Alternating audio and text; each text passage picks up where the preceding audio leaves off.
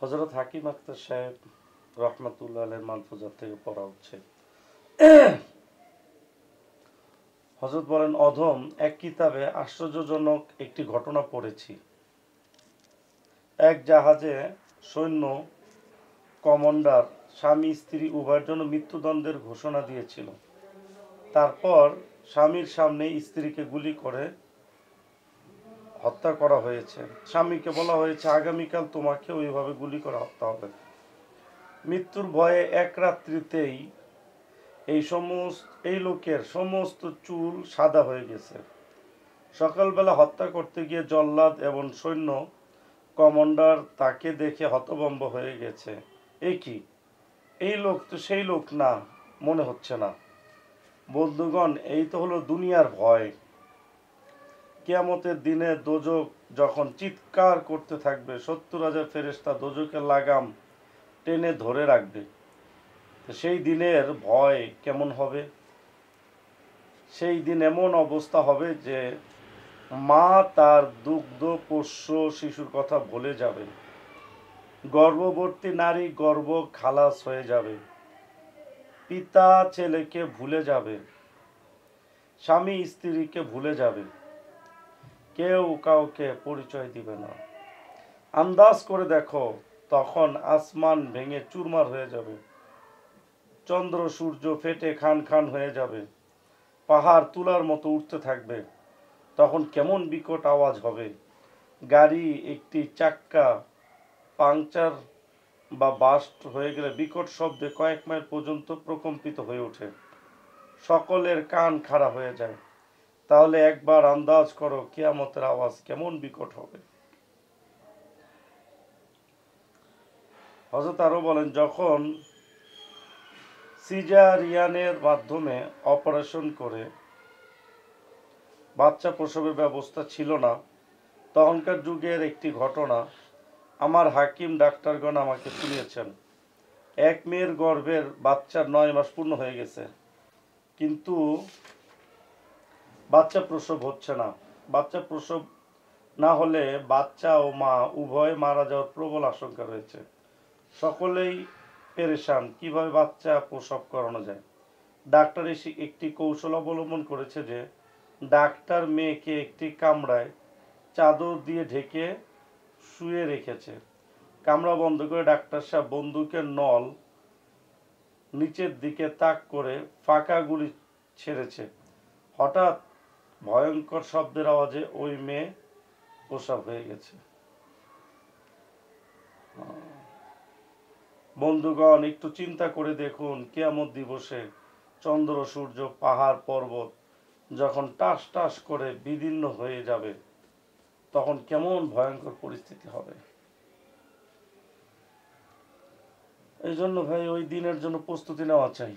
ওই প্রস্তুতি, ওই চিন্তা যেন আমাদের ভিতর আসে। এই জন্যই মূলত ইসলামী মজলিস, কোনো তামাশার জন্য না, কোনো সময় এমনি এমনি কোনো গতানুগতিক মজলিস ইসলামী মজলিস না। এই জন্য বিষয়টাকে খেয়াল করা যে আমি কোন দিকে যাচ্ছি, আমার গন্তব্য কোন দিকে। হযরত হাকিম আখতার সাহেবের একটা শের আছে, সেটা হলো, কদম সুয়ে মারকাত নজর সুয়ে দুনিয়া, কেদার দেখ রাহে হো কেদার যা রাহে হো। মানে আমাদের গন্তব্য হলো কবর, কিন্তু দৃষ্টি সবসময় কোথায়? দুনিয়ার দিকে। আরেকটা বাড়ি করতে হবে, আমার একটা বাড়ি যেমনি দরকার, একটা ফ্ল্যাট আমার দরকার। একটা ফ্ল্যাট না হইলে কেমনে? আমার তো ধনী হইতে হবে, আমার তো এলাকার মধ্যে একটা প্রভাবশালী কিছু একটা হইতে হবে। আজীব দৃষ্টি একদিকে, কদম তো আরেক দিকে। কদম কোন দিকে? কবরের দিকে। তো কোথায় যাইতেছি আর কোথায় তাকায় রইছি? যে কোনো ড্রাইভার, আমাদের শরীরটা তো একটা বাহনের মতো, যে কোনো ড্রাইভার তাকায় রয়েছে একদিকে, যাইতেছে আরেক দিকে, সে তো অ্যাক্সিডেন্ট করবে না নিশ্চিত। একজন হোন্ডা চালাচ্ছে, একটু পর পরই পিছনে তাকায়, একটু পর পরই পিছনে তাকায়, চালাইতেছে হোন্ডা সামনে, কিন্তু তাকায় রয়েছে কোথায়? পিছনে। এই কি অ্যাক্সিডেন্ট করবে না? নাকি সন্দেহ আছে আর অ্যাক্সিডেন্ট করার ব্যাপার? আজকে সবাই অ্যাক্সিডেন্ট করছে, এটার কারণ এটাই যে আমাদের সবার মঞ্জিল হইল আখেরাত, টাকা দিচ্ছে দুনিয়ার দিকে। সব অ্যাক্সিডেন্ট করছে, এমন অ্যাক্সিডেন্ট করছে এক একজনে যে এটা যদি বলা হয় যে ভাই আপনার ইসলামের কি খবর, ব্যাপারটা ইসলাম কি জিনিস, ভাই আপনি ইসলামের জন্য কি ফিকির করেন, ভাই আপনার জিকিরের কি অবস্থা, ভাই আপনার নফল নামাজের কি অবস্থা, কি কয় না কয়, মানে কোনো অনুভূতি নাই, চলতেছে। এমন অ্যাক্সিডেন্ট করছে আমরা কেউ মানতেই রাজি না। আমাদের যুবক ভাইদের সময় কিভাবে যাইতেছে, সময়গুলো। বন্ধুগণ, ঘরে যদি ছবি থাকে কিংবা পত্র পত্রিকাও যদি কোনো ছবি থাকে তাহলে তার তাৎক্ষণিক ঢেকে দাও। কেন রাসূলুল্লাহ সাল্লাল্লাহু আলাইহি সাল্লাম ইরশাদ করছেন, লা তাদখুলুল মালাইকাতু বাইতান ফিহি কালবুন ওয়ালা সূরাতু তামাসিল। যে ঘরে কুকুর কিংবা কোনো প্রাণীর ছবি থাকে সেই ঘরে রহমতের ফেরেশতা প্রবেশ করে না। সুতরাং ঘরে একটি ব্যাগ রাখুন যাতে প্রাণীর ফটো, ছবিওয়ালা কাগজপত্র রাখা যায়। পত্রিকার ছবিকেও খোলামেলা রাখিও না, কেননা এর দ্বারা রহমতের ফেরেশতা ঘরে প্রবেশ করে না। রহমতের ফেরেশতা, আযাবের ফেরেশতা না। অনেকে এটা ফেরেশতা ঢুকে না, মানে রহমতের ফেরেশতা। একবার এক মাদ্রাসার ছাত্র মুফতি আব্দুর রহমান সাহেব রহমতুল্লাহ আলাইহির কাছে একটা ঘটনা শুনছিলাম 2006-এর দিকে যাত্রাবাড়িতে। তো মুফতি আব্দুর রহমান সাহেব শুনাইতেছিল, এক মাদ্রাসার ছাত্র যাচ্ছিল মাদ্রাসার দিকে, তো এক মিস্টার সাহেব কুকুর পালে, সে কুকুর রাখে, মাদ্রাসা ছাত্রকে ডাকছে, ডাইকে বলে, এই তোমাদের হুজুররা বলে যে বাসায় কুকুর থাকে বা ছবি থাকে, মূর্তি থাকে, ওই বাসায় নাকি ফেরেশতা আসে না। তা আমার বাসায় তো কুকুরও আছে, মূর্তিও আছে, তো ফেরেশতা এসে জান কবজ কিভাবে করবে আমার?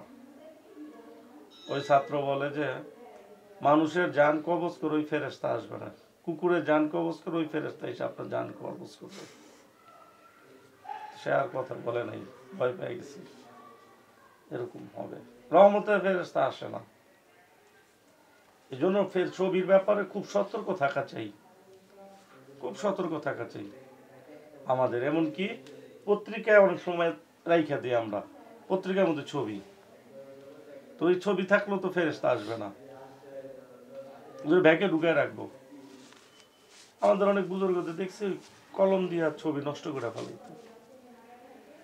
হ্যাঁ, এই জন্য সাবান টাবান শ্যাম্পু যাই কিনি, ছবিওয়ালাটি খুব হেফাজতে রাখা, জায়গা মতো ফেলে দেওয়া। প্যাকেট তো এমনিও বেশিরভাগ দরকার পড়ে না, এটার ব্যাপার সতর্ক হইতে হবে। অনেকে এটা সতর্ক থাকে না। আল্লাহর আশিকগণ গুনাহ থেকে মৃত্যুকে বেশি পছন্দ করে। আল্লাহ তাআলার আশিকগণ গুনাহ থেকে মৃত্যুকে বেশি পছন্দ করে, কারণ এই জন্য কাকরাইলে হযরত মরজুবাই সাহেব বলেন, উলামায়ে কেরামের প্রতি বিদ্বেষ এটা হলো দুনিয়ার মধ্যে সবচেয়ে মারাত্মক বিষ। কারণ অন্যান্য বিষে শুধু জান চলে যায়, আর উলামায়ে কেরামের প্রতি বিদ্বেষ, এই বিষের কারণে জানও চলে যায়, ঈমানও চলে যায়, জাহান্নামও অবধারিত হয়ে যায়। এজন্য উলামা বিদ্বেষ একটা কি বিষ, আর দুনিয়ার কোনো বিষই এই বিষের সমান না। আরেকটা হইল, আমার যদি ক্যান্সার, আমি যদি মারা যাই, সবরের সাথে যদি আমি ক্যান্সারে মারা যাই, আল্লাহ তাআলা শহীদের মর্তবা দান করবে। কিন্তু রুহানি ক্যান্সার, লোভ, হিংসা, অহংকার, কুদৃষ্টি, জেনা, এরকম ক্যান্সার নিয়ে, স্বভাব নিয়ে যদি কেউ মারা যায়, তো সে কি সোজা জাহান্নামে চলে যাবে। সারা জীবন একটা কুদৃষ্টি আছে, জাহান্নামে যাওয়ার জন্য যথেষ্ট। মানে আল্লাহ তাআলা চাইলেই একটা গুনার কারণে জাহান্নাম দিতে পারেন। কুদৃষ্টি থেকে বাঁচা কত জরুরি, কত প্রয়োজন কুদৃষ্টিতে বাঁচা। গুনার থেকে বাঁচা সবচেয়ে বড় ইবাদত, সবচেয়ে বড় ইবাদত। একটা বেহুদা কথা বললাম না, এটা অনেক বড় ইবাদত। কুদৃষ্টি থেকে নিজের নজরকে বিরত রাখলাম, অনেক বড় ইবাদত ছিল। হাকিমুল উম্মত মাওলানা আশরাফ আলী থানভী রহমতুল্লাহ বলছেন, কুদৃষ্টি থেকে নিজের নজরকে একবার হেফাজত করা এটা 10,000 রাকাত তাহাজ্জুদ নামাজ পড়া অপেক্ষা উত্তম। 10,000 রাকাত তাহাজ্জুদ পড়া অপেক্ষা উত্তম। তো জুলাইখা যখন হযরত ইউসুফ আলাইহিস সালামকে গুনাহের প্রতি আহ্বান করেছিল, ইউসুফ আলাইহিস সালাম তা কবুল না করে বরং প্রত্যাখ্যান করেছে। কিন্তু দরজার দিকে দিলেন, তার এই হিম্মতের কারণে আল্লাহ তাআলা দরজা খুলে দিলেন। গুনাহ থেকে বাঁচার জন্য ইউসুফ আলাইহিস বলেছেন, রব্বি সিজনু আহাব্বু ইলাইয়া মিম্মা ইয়াদউনানি ইলাইহি। আয় আল্লাহ, আমার কাছে জেলখানায় বন্দী থাকা অনেক প্রিয় ওই গুনাহ থেকে যার দিকে আমাকে আহ্বান করা হচ্ছে। নারীরা আমাকে যে গুনাহের দিকে আহ্বান করতেছে, ওই গুনাহ থেকে, গুনাহ করার থেকে এখানে যাওয়া আমার কাছে অনেক ভালো, অনেক বেশি পছন্দ, অনেক বেশি পছন্দের। এর দ্বারা হয়, এর দ্বারা যে আল্লাহ পাকগণ বাঁচার জন্য প্রয়োজন গ্রেফতার ও জান দিতেও প্রস্তুত। বন্ধুগণ, বাস নিজে পালন করতে গিয়ে খুশি রাখো। আল্লাহ তাআলা রহমতের দৃষ্টি ফিরিয়ে নেন, তবে দুনিয়ার কোনো জিনিস তোমাকে সাথে পারবে না, কেননা আল্লাহ তো শান্তির স্রষ্টা, শান্তির মালিক আল্লাহ। কিতনা তারিক গুনহগার কা আলম আমার সে মামুর হয় আবরার কা আলম। বন্ধুগণ, আল্লাহ পাকের নাফরমানদের জন্য পৃথিবী অত্যন্ত ভয়ঙ্কর ও তিমির আচ্ছন্ন গভীর রাত, আর নেককারদের জন্য অনেক উজ্জ্বল নক্ষত্র। जिस तरफ को रुख किया तू गुलिस्तां हो गया, रुख फिर जिधर से तूने वो बियाबां हो गया। আল্লাহ যেদিকে রহমতের দৃষ্টিতে তাকান তা ফুল বাগানে পরিণত হয়ে যায়, আর যে দিক থেকে রহমতের দৃষ্টি ফিরে নেন তা উজাড় মরুভূমিতে পরিণত হয়ে যায়। ফুল বাগান, উজাড় বদ্ধ ভূমি বানানো সবই তো আল্লাহ পাকের কবজায় নিয়ন্ত্রিত। আমরা যতই পরিকল্পনা করি, আল্লাহ যতই না চান, তবে শান্তি কিছু যাবে না। অতএব আল্লাহকে খুশি করা এটা অনেক বড় জিম্মাদারি, এটা জিন্দগির অনেক বড় অনেক বড় পারপাস জিন্দগির, যে আল্লাহ তাআলাকে রাজি খুশি করতে হবে। এটাই আমাদের জিন্দগির পারপাস। অনেকে জিজ্ঞাসা, আপনার পারপাস কি, আপনার জিন্দগির কি? এই খুব প্রশ্ন নেই, এটা কমন প্রশ্ন, জিন্দগির পারপাস কি? এই জামানে আর কি পেঁচাল শুনতে শুনতে কান ঝালাপালা হয়ে যায় একজনের।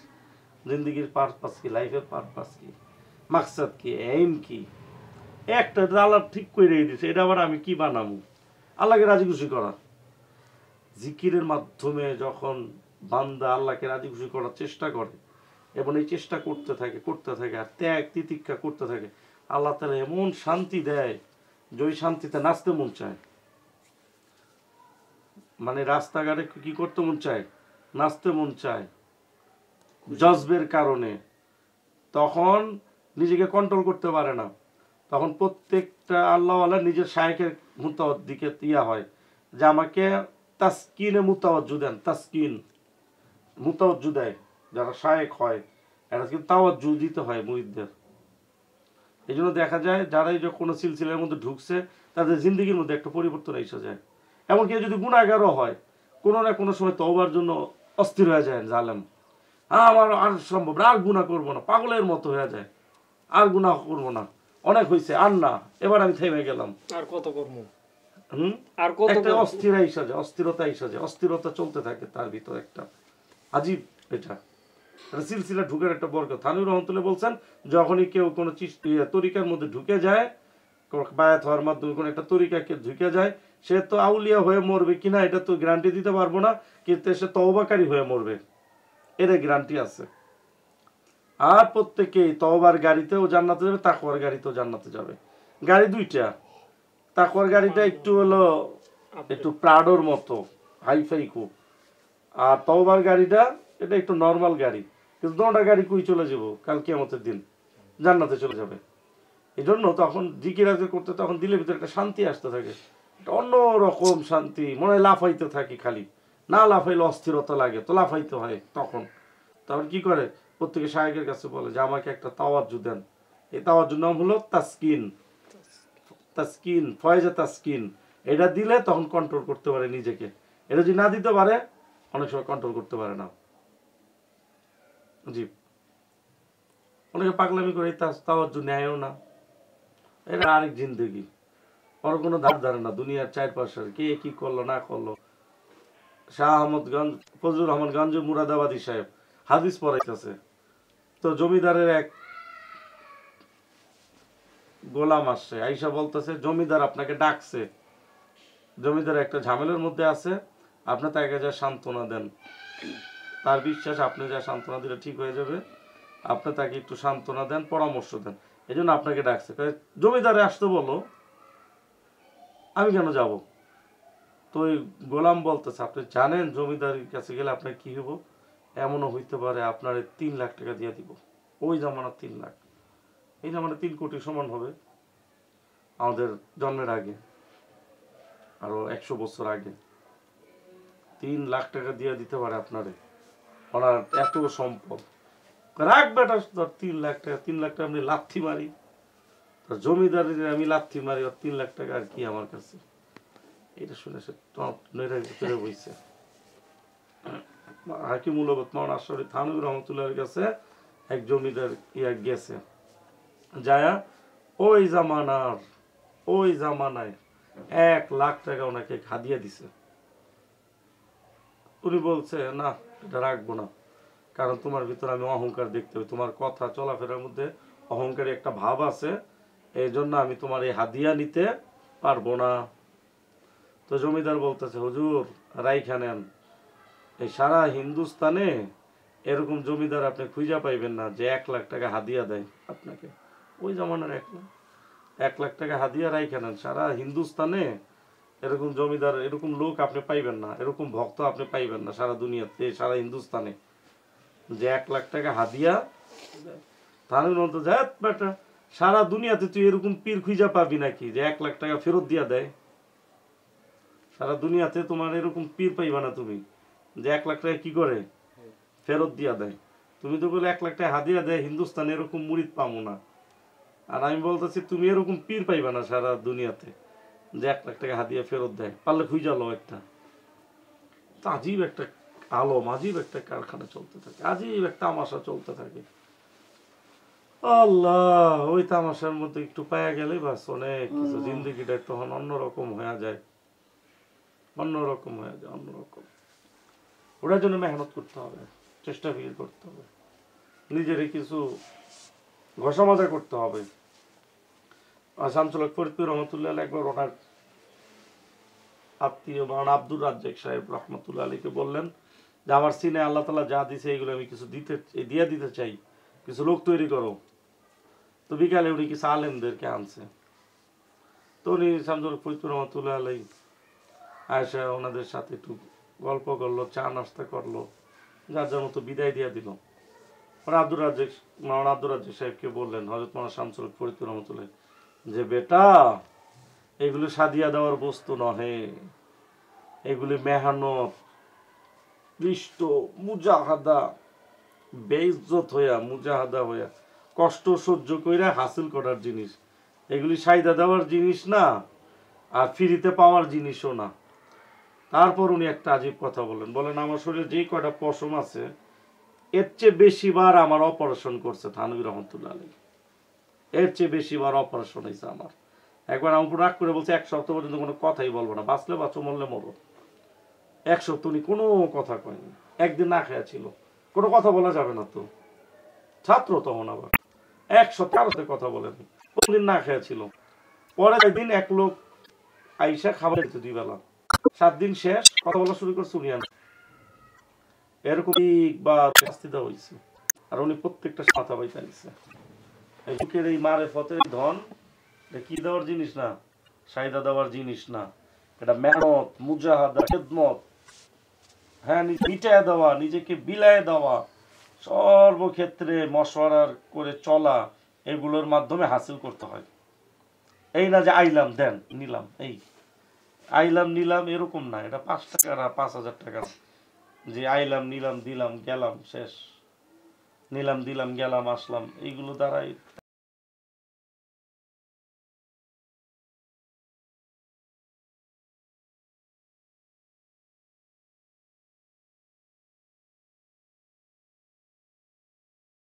اللهم اهدنا الصراط المستقيم اللهم اهدنا الصراط المستقيم اللهم